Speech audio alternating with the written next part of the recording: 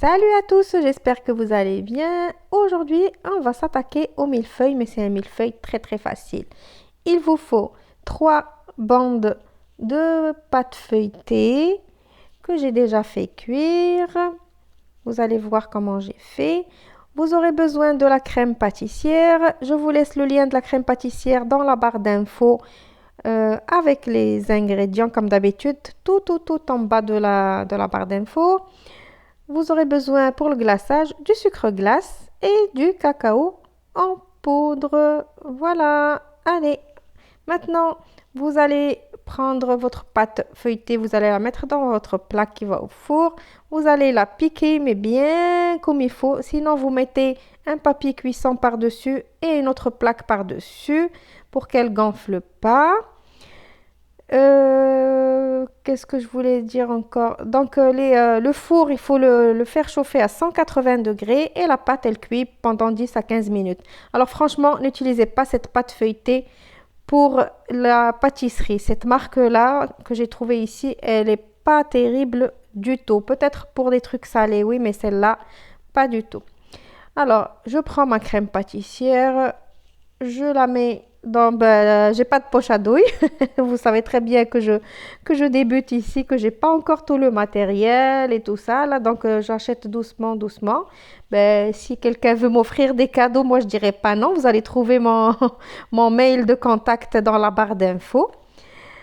Donc, j'ai mis dans un sac congélation. Bien évidemment, la crème pâtissière, elle est bien froide et la pâte feuilletée aussi, elle est bien froide.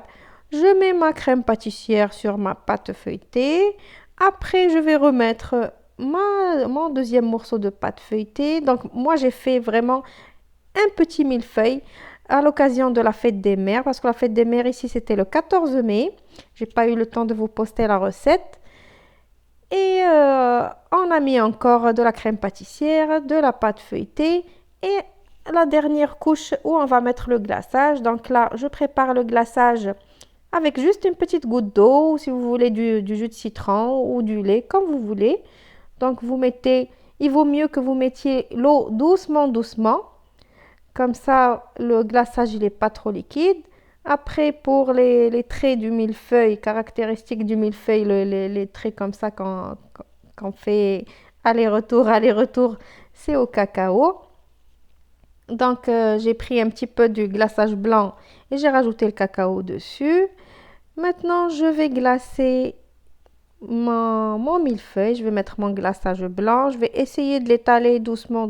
Franchement, cette pâte feuilletée, j'ai galéré avec. Elle n'est pas bien du tout. Mais bon, c'est pas grave. Il vaut mieux qu'on mange un millefeuille maison comme ça, moitié maison, on va dire, que les millefeuilles de l'extérieur. Franchement, on a acheté un millefeuille l'autre jour. Il était infect, immangeable. Il n'était pas bon du tout, mais franchement, je me suis dit, plus jamais j'achèterai plus de millefeuilles à l'extérieur. Si on en a envie, je ferai comme ça et au moins on a vraiment le goût du millefeuille. Donc après, vous avez vu, j'ai fait les traits, j'ai pris un cure-dent, je fais aller-retour pour que ça me donne le décor du millefeuille. Et aussi le sucre glace ici, il est pas bien, je comprends pas. Il fond tout seul, regardez, il a fondu. Je comprends pas, c'est une catastrophe. Mais bon, c'est pas grave, c'est mangeable quand même. Donc voilà mon millefeuille quand on l'a coupé. Bien sûr, il faut le mettre au frais jusqu'à ce qu'il se tienne bien comme il faut. Et après, vous le consommez. Voilà la coupe du millefeuille. Donc j'espère que la recette vous a plu. N'hésitez pas de me laisser des commentaires, des likes, vous partagez la recette. Je vous dis à la prochaine recette. Bisous!